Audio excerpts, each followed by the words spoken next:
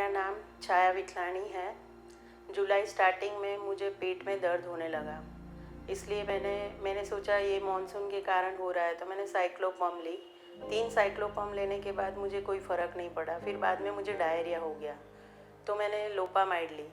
3 लोपामाइड लेने के बाद भी मुझे फ़र्क नहीं पड़ा, तो मेरे हस्बैंड ने बोला कि हमारे रिलेटिव में डॉक्टर सुरील विठलानी है, गैस्ट्रो सर्जन, तो तुम उनसे बात करके देखो। मैंने उनसे फ़ोन पे बात की। उन्होंने बोला मेरा क्लिनिक नज़दीक में ही है, आप आ जाओ, हम मिल लेते हैं।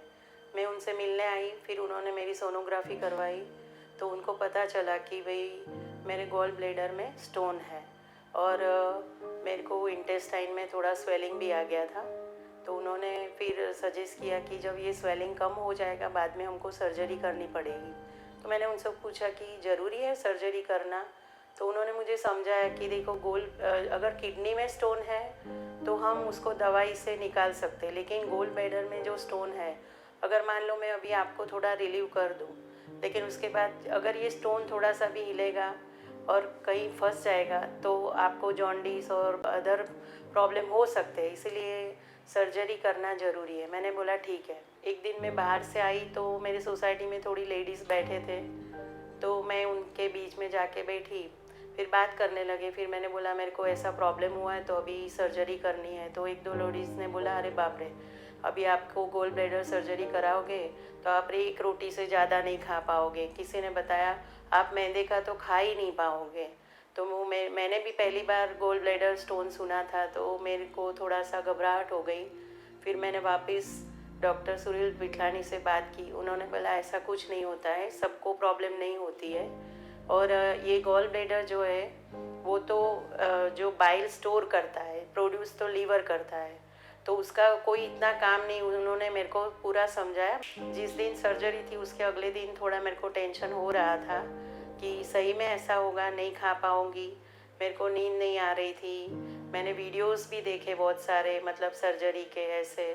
फिर मैंने दूसरे दिन जब डॉक्टर सुरील विठलानी मुझे मिले, तो मैंने बताया कि मैंने ऐसे वीडियोस देखे। फिर उन्होंने बोला आप टेंशन मत करो, मैं बैठा हूँ, कुछ भी प्रॉब्लम होगी तो आप मुझे बेझिझक कभी भी बता सकते हो। मेरा लेप्रोस्कोपी सर्जरी हुआ था, उसमें जहाँ भी स्टिचेस थे उन्होंने अच्छे से पैकिंग किया था, तो इसलिए मेरे को ड्यूरिंग 10 डेज सर्जरी के बाद भी कुछ प्रॉब्लम नहीं हुआ। जब मैं स्टिच दिखाने के लिए डॉक्टर सुरील विठलानी के वहाँ आई, तभी भी उन्होंने मेरे साथ अच्छे से कंसल्ट किया, सब कुछ पूछा, सब समझाया भी कि सबकी बातें सुन के आप घबराओ मत, ये सर्जरी में कुछ प्रॉब्लम नहीं होता है। गोल ब्लैडर का फंक्शन क्या है आपको भी पता है, और अगर कुछ प्रॉब्लम है तो आप मुझसे कभी भी पूछ सकते हो, कभी भी कॉल कर सकते हो। और आप मानोगे नहीं कि वो 10 दिन के अंदर मैंने मैदा भी खाया, रोटी भी खाई, मेरे को कोई तकलीफ़ नहीं हुई। और इसीलिए मेरा ये डर भगाने का और अच्छे से मेरा सर्जरी करने के लिए मैं डॉक्टर सुरील विठलानी का बहुत बहुत आभार मानती हूँ। किसी को भी ऐसा कोई भी प्रॉब्लम हो तो बेझिझक वो डॉक्टर सुरील विठलानी का कंसल्ट कर सकते हैं और सर्जरी करवा सकते हैं। Thank you. काफ़ी सारे लोगों को ऐसी गलत फहमियाँ या वहम होता है कि पित्ताशय निकालने से इनके लाइफ में काफ़ी प्रॉब्लम्स आएंगे, पेट में दर्द बढ़ जाएगा, खाना पीना बंद हो जाएगा, गैस बढ़ जाएगा, या पर ऐसा कुछ सही में होता नहीं है। जैसे आपने पेशेंट्स को भी सुना कि ऑपरेशन के बाद उनको भी कोई तकलीफ़ें होती नहीं है, और एक्चुअली पित्ताशय निकालने के बाद उनकी लाइफस्टाइल और बेहतर हो गई है। और अगर वो पित्ताशय ना निकालते तो अभी तक वो सफ़र कर रहे होते। अगर पित्ताशय में पथरी है और उसको निकालने का ऑपरेशन ना किया गया तो ये काफ़ी सीरियस कॉम्प्लिकेशंस पैदा कर सकती है, जैसे ऑब्स्ट्रक्टिव जॉन्डिस, पीलिया होना, या फिर एक्यूट पैंक्रेयाटाइटिस, स्वादुपिंड में सूजन।